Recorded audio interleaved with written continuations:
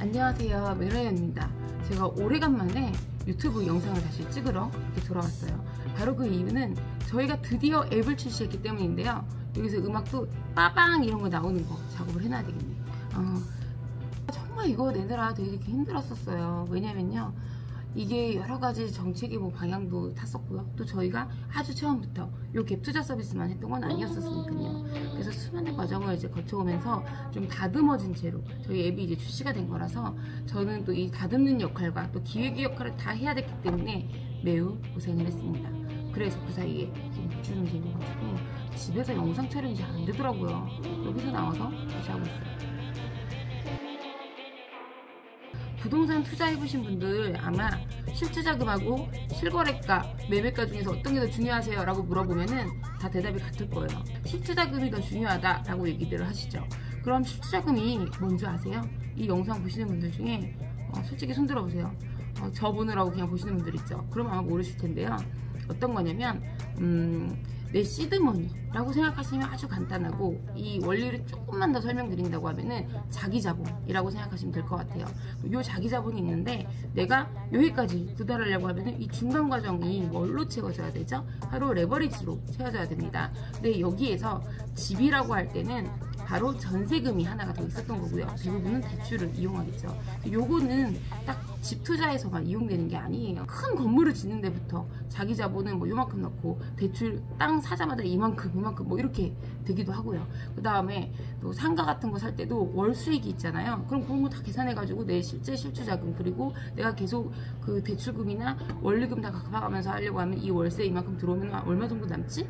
이런 것도 실투자금의 영역이에요. 그러다 보니 사실 부동산 투자라든지 아니면 어떤 투자에 있어서 실투자금이라는 걸 빼놓고 생각할 수가 없다, 이거죠. 그러니까 돌려서 얘기하면 제가 하고 싶은 말은 그거예요.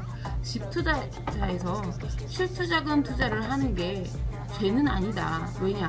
전세제도가 이미 존재하니까, 합법적으로 존재하는 제도가 있는데 얘를 하지마 라고 말하는 게 더 이상하다. 전세금이라는 거는 집값의 50%, 뭐 많게는 80%인 지역들도 있거든요. 그렇게 해서 그 누군가가 돈을 갖고 들어와서 난 요 차액만 내는 거니까 그렇게 될 수밖에 없는 거죠. 그럼 과연 이 레버리지를 이용한 사람들이 나쁜 걸까요? 저는 이 질문 할 때마다 진짜 제가 논리적으로 이해가 좀 안 돼요. 그럼 전세제도가 불법이던가, 그것도 아니잖아요. 그러니까 매우 합법적이라고 할 수 있죠.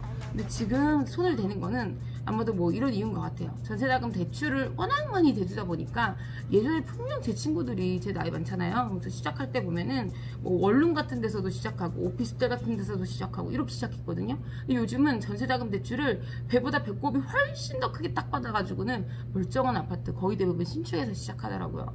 그러다 보니까 전세자금 대출로 인한 그 가계대출이 되게 많이 늘어났겠죠. 그리고 이 돈이 회수가 되느냐, 그 다음 집 이사 갈 때 또 쓰는 거지 무슨 완벽한 회수가 되겠나요? 그러다 보니 요거를 딱 보니까 이용할 수 있는 사람들이 있는 건 거죠. 바로 갭 투자를 하는 사람들이에요. 그러다 보니까 이제 뭐 갭 투자꾼들이 나쁘다, 투기꾼이다 라고 하지만, 이미 나 이 얘기하면 나 이거 대표님이 이거 편집하라는 거 아니야? 여튼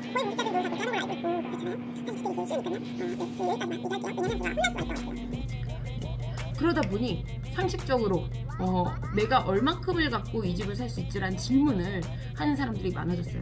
근데 되게 신기한 건요, 저도 요즘 이 질문을 하는 사람들을 이제 카페에서 찾아보면은 점점 나이가 어려지더라고요. 그러니까 야, 어떻게 내가 저 돈을 내고 집을 사지? 라고 생각하시는 분들이 원리를 빨리빨리 파악하시는 거예요. 서울 같은 경우에는 지방이랑 다른 게 뭐냐면, 지방은 뭐 전세가율 7, 80% 되게 흔하거든요.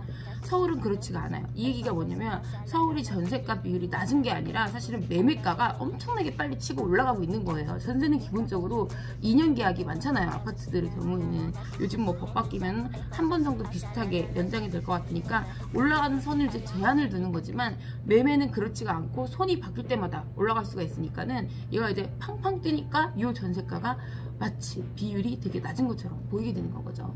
그리고 전세가가 올라가게 되면요, 갭을 하기가 쉽잖아요. 그럼 너도 나도 한다고 난리가 나겠죠. 그러니까 결국에는 올라가게 됩니다.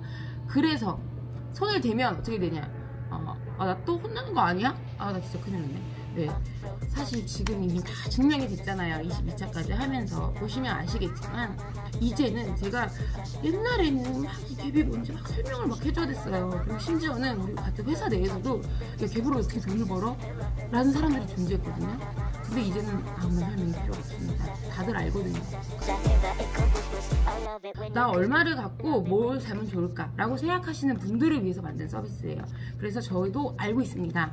단지의 상세한 정보를 보려면요, 고객 누누가 더 나아요. 그 다음 그냥 내가 아는 것들 검색하고 그 동을 검색해가지고 어떤 아파트가 있지?